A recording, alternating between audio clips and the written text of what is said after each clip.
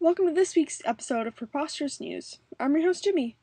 I just realized I'm a man with a woman's voice, so it's a preposterous news show. Well, I guess I fit the part. This week I want to talk about one of my favorite books that truly represents this show's love for all things preposterous. The book is called What If? Serious Scientific Answers to Absurd Hypothetical Questions, and it's written by Randall Munroe. Munroe is the creator of the popular webcomic XKCD. XKCD is described as a comic with romance, sarcasm, math, and language. Munroe has a degree in physics, and before creating XKCD, he worked with NASA's Langley research team on robots, so you know his math and science are the real deal. Part of the XKCD website is called What If? This is a place for XKCD fans to post their absurd questions, and then Munroe provides them with a hypothetical answer with the science and math to prove it. There are also humorous comics to illustrate the questions and answer. The book What If is a collection of Munroe's favorite questions and answers from XKCD. Some of my favorite questions and answers include: if every person on Earth aimed a laser pointer at the moon at the same time, would it change color? It turns out that we would have to use so many megawatt lasers that the Earth's oil reserves could only power them all for 2 minutes.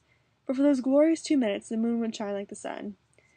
My next favorite question is: what would happen if everyone on Earth stood as close to each other as they could and jumped, with everyone landing on the ground at the same instant? Munroe answered this question by saying that everyone jumping would not have much of an effect on the Earth, but it would create a massive crowd of confused people trying to return home. The cell towers and infrastructure of a city are not meant to withstand this many people, so the whole area would collapse into chaos. The answers to these questions would never be possible to actually test out, but it's fun to picture them. What I really love about this book is that people can use math and science skills they already know to answer questions that seem impossible. You don't have to be a physicist like Munroe to understand that the math that goes into these questions. A lot of the math that is used are simple rates, proportions, and averages. Munroe does an excellent job of explaining his method of finding an answer for the reader, regardless of their math and science skills. I want to challenge our viewers to read this book and come up with their own absurd hypothetical questions.